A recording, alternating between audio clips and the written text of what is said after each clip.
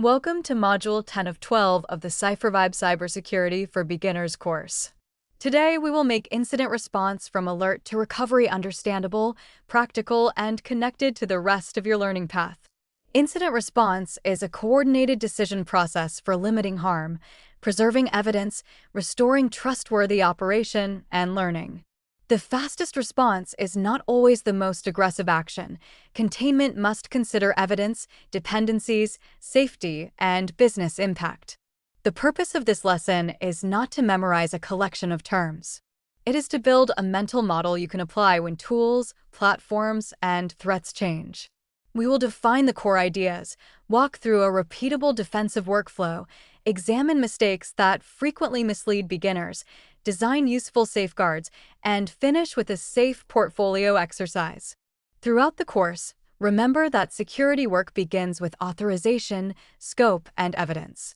Use the exercises only on local systems you own or environments you have explicit written permission to assess. Pause when you need to. Write concepts in your own words, record observations, and distinguish what the evidence proves from what you are merely assuming. That habit is more valuable than rushing through another tool demonstration. Start with 4 concepts that provide the vocabulary for incident response from alert to recovery.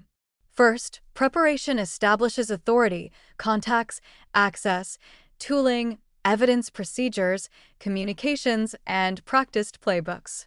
Second, validation and scoping determine whether an event is real, what is affected, and how the incident may still be changing.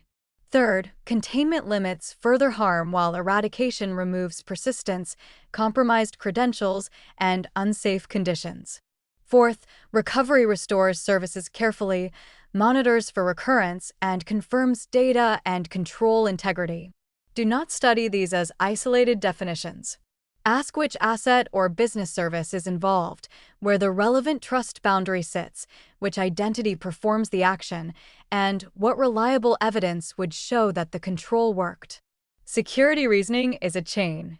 Source evidence supports an observation. The observation supports a conclusion. The conclusion informs a proportionate decision. The decision has an owner, an expected result, and a way to verify it. When any link is missing, say so. A professional explanation can include uncertainty without becoming vague. For example, a network record may prove that 2 addresses communicated, but it may not prove which human initiated the action or whether the content was malicious. Use diagrams whenever a relationship is difficult to explain in a sentence. Mark identities, systems, data flows, boundaries, and controls. A simple, accurate diagram is more useful than a crowded picture that implies knowledge you do not have. Now turn the mental model into a repeatable workflow. First, receive an alert, record its source, preserve initial evidence, and assign an incident lead. Second, validate the event and build a timeline of identities, systems, data, and observed actions. Third, define scope and choose containment actions based on confidence, reversibility, and impact. Fourth, remove attacker access and root causes, restore trusted systems, and increase monitoring. Fifth, communicate decisions, close evidence gaps, and convert lessons into owned improvements. Before acting, define the objective, scope, owner, and success condition.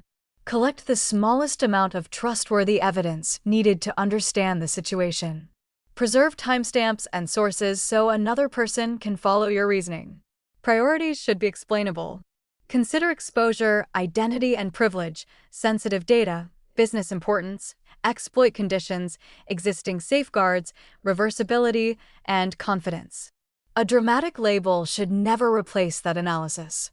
The workflow does not end when a command succeeds, a ticket closes, or a dashboard turns green. Verify the new state with fresh evidence. Check for recurrence and for side effects introduced by the change. Document the result in plain language: what you observed, what you concluded, what you changed, who approved it, what evidence confirms the outcome, and what uncertainty remains. This disciplined loop, observe, interpret, decide, act, verify, and learn, appears in every cybersecurity specialty.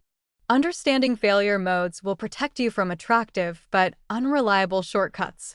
First, destroying or altering evidence during hurried containment weakens investigation.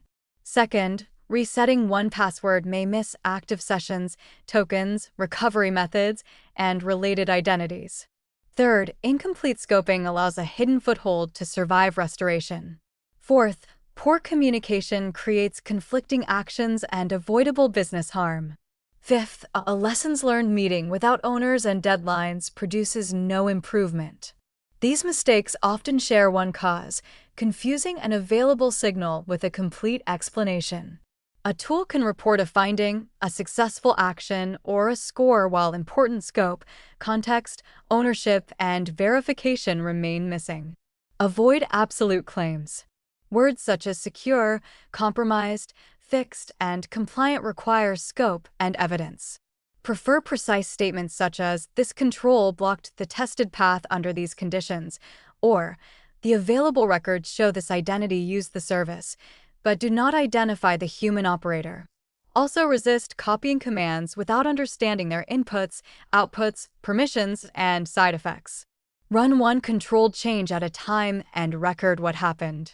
If an exercise does not behave as expected, that is useful evidence. Stop, inspect the environment, revise the hypothesis, and explain the difference. Good security work is not a performance of certainty, it is careful reasoning under imperfect information. Reliable security uses layers because no single control can prevent every failure.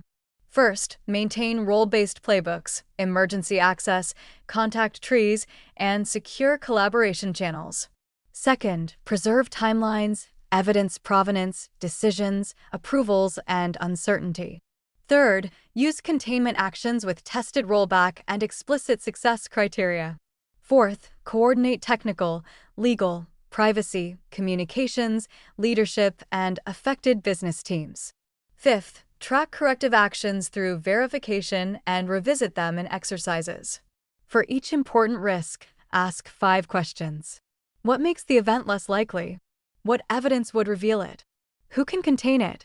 How will trustworthy operation be restored? Who owns the decision and accepts remaining risk? Least privilege applies to people, applications, devices, automation, data stores, and administrators. Access should be scoped, separated, monitored, reviewed, and removed when it is no longer needed. Every important control needs a test strategy. Include representative normal activity, negative cases, misuse, dependency failure, and rollback. A written policy is not evidence that a technical or operational control works. Design for humans. A safeguard that is impossible to use correctly will be bypassed. Provide safe defaults, understandable messages, usable recovery, and clear escalation. Finally, preserve the evidence trail from observation through decision, action, and verification. That history supports investigations, audits, lessons learned, and honest measurement.